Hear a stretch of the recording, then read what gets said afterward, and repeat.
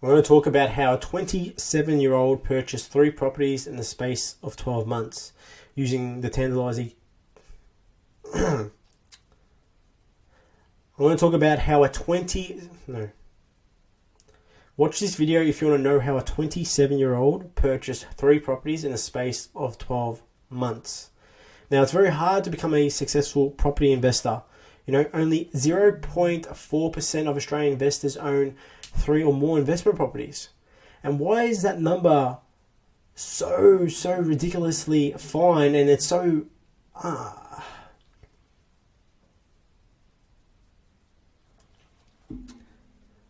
Keep watching this video if you want to know. Keep watching this video if you want to know how a 27-year-old purchased 3 properties in the space of 12 months.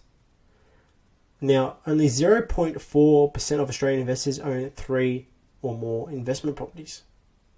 Why is it so hard to become a successful property investor? Why are the odds stacked against Australian property investors if we've got the best property market in the world? How come everyone's not winning?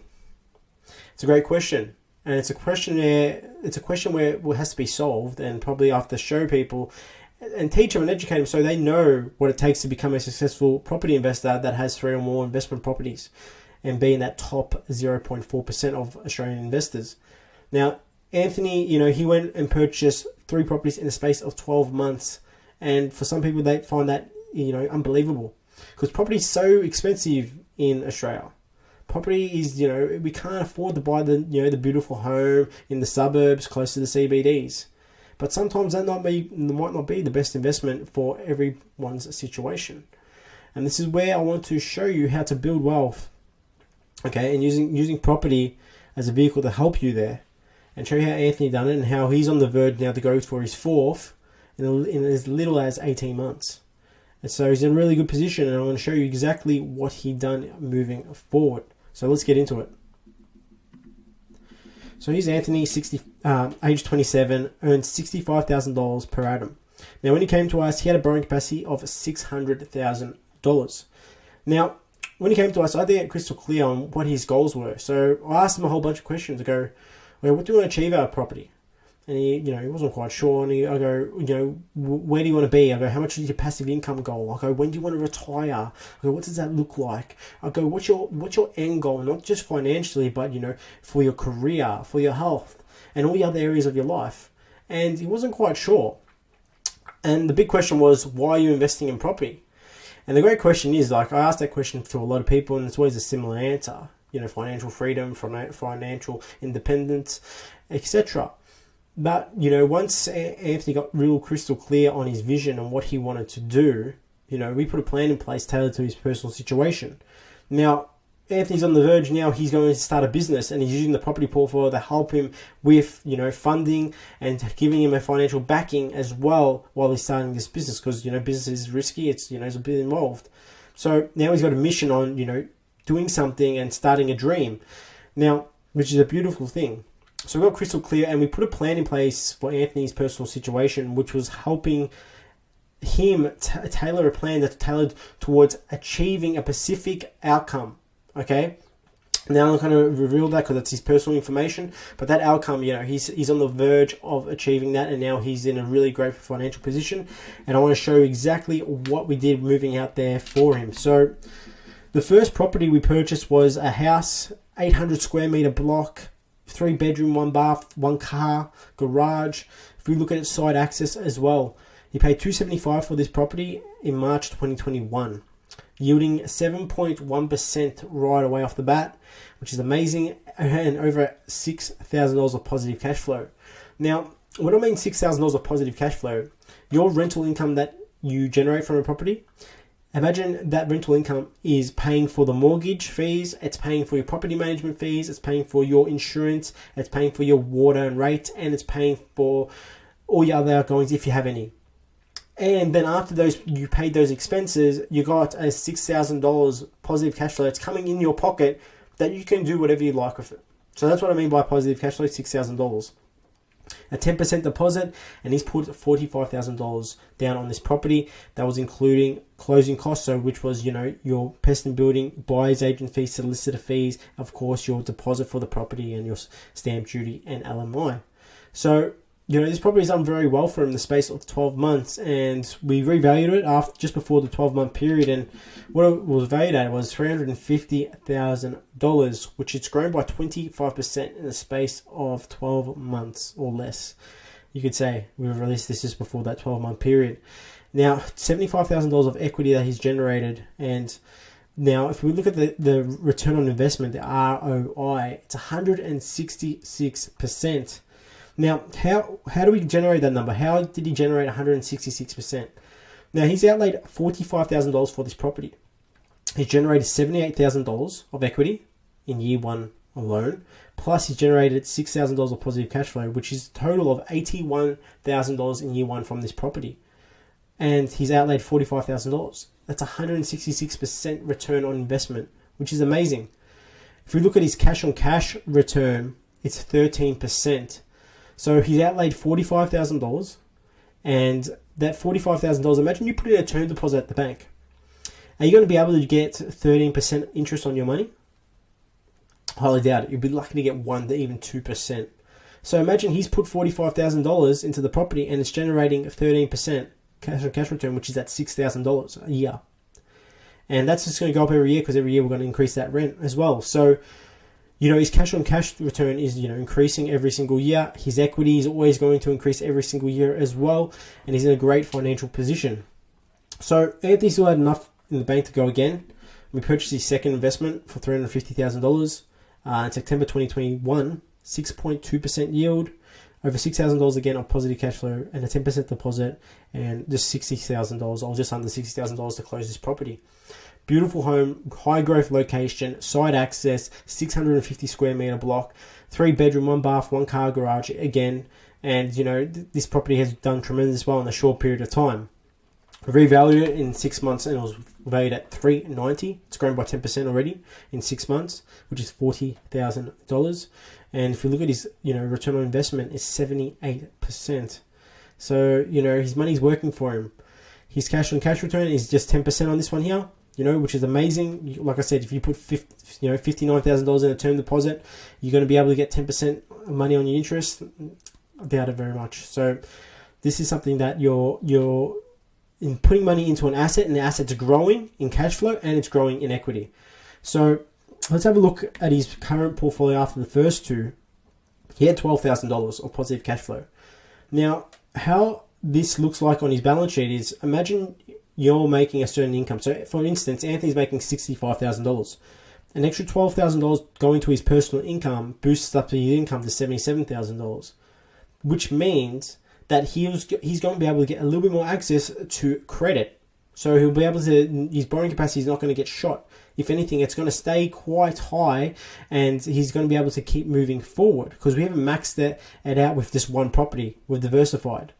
And he's put $104,000 down for both of those properties. And if we look, it's 11% cash on cash return, which is amazing as well.